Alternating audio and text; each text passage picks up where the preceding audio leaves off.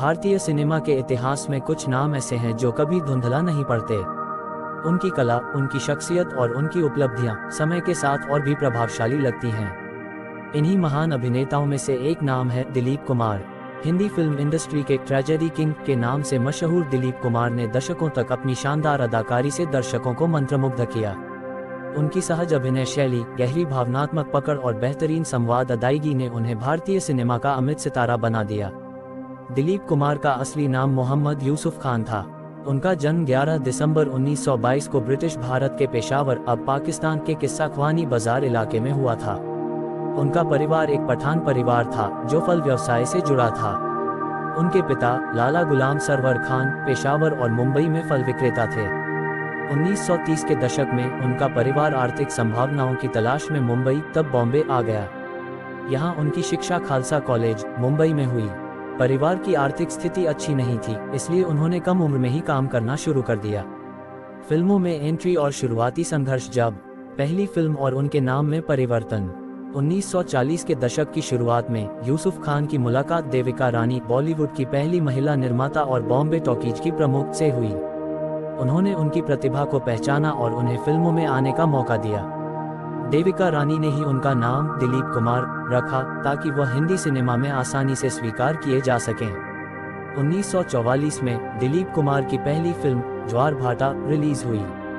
हालांकि यह फिल्म कोई खास सफलता हासिल नहीं कर सकी, लेकिन उनकी यात्रा शुरू हो चुकी थी। शुरुआत में दिलीप कुमार को अपनी अदाकारी को निखारने के लिए संघर्ष करना पड़ा। उन्होंने खुद को बेहतर बनाने के लिए अंग्रेजी साहित्य पढ़ा, उर्दू शायरी सीखी और थिएटर से प्रेरणा ली। उनका यह समर्पण आगे चलकर रंग लाया। दिलीप कुमार ट्रेजेडी किंग की उपाधि। 1947 में आई फिल्म जुगनू उनकी पहली हिट फिल्म साबित हुई। इसके बाद शहीद 1948 और अंदाज 1949 ने उन्हें बॉलीवुड का सुपरस्टार बना दिया। ट्रेजेडी फिल्मों की सफलता। दीदार 1951 में एक दुखद प्रेम कहानी थी।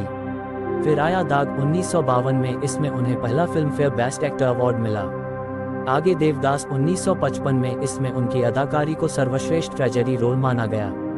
मधुमती 1958 में और मुगल ए आजम 1960 में, दोनों फिल्मों में उन्होंने गंभीर और गहन किरदार निभाए। उनकी इन फिल्मों ने उन्हें ट्रेजेडी किंग की उपाधि दिलाई।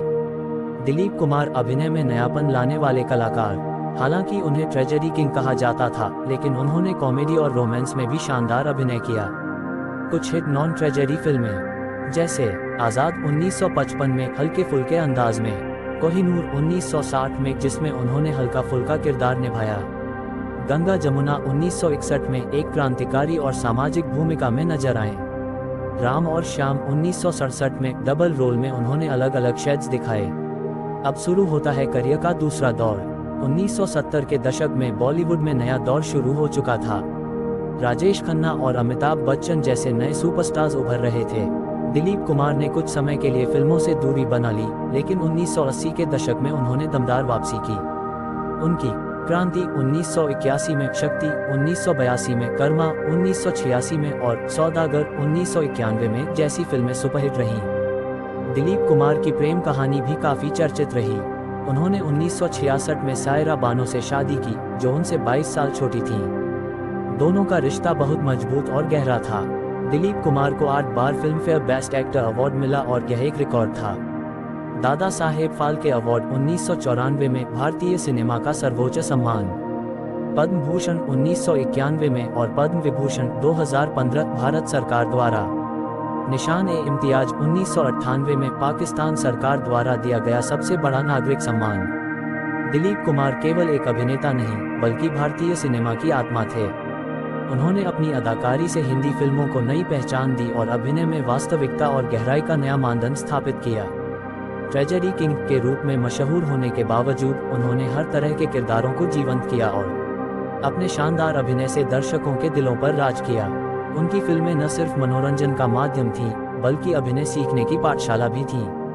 वे भारतीय सिनेमा के पहले मेथड एक्टर थे, जिनकी प्रेरणा आज भी कलाकारों को मार्गदर्शन देती है। शाहरुख खान, अमिताभ बच्चन, आमिर खान जैसे सुपरस्टार्स ने स्वीकार किया है कि दिलीप कुमार उनके आदर्श रहे हैं। सिर्फ सिनेमा ही नहीं, वे समाज सेवा और सांस्कृतिक एकता के भी प्रतीक थे। भारत पाकिस्तान संबंधों में सुधार की दिशा में उनका योगदान उल्लेखनीय था।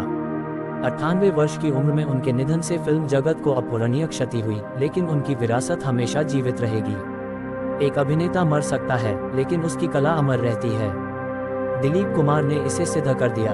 आने वाली पीढ़ियां उन्हें भारतीय सिनेमा के स्वर्ण युग के सबसे महान नायक के रूप में हमेशा याद रखेंगी। वे हमारे दिलों में हमेशा जीवित रहेंगे, एक प्रेरणा, एक कलाकार और एक लीजेंड के रूप में। अगर आपको यह बायोग्राफी पसंद आई हो तो हमारे चैनल द फेमस डायरी को सब्सक्राइब करें और ऐसे ही महान हस्तियों की कहानियां सुनने के लिए बेल आइकन दबाएं। हम आपके लिए और भी दिलचस्प वीडियो लाते रहेंगे। धन्यवाद।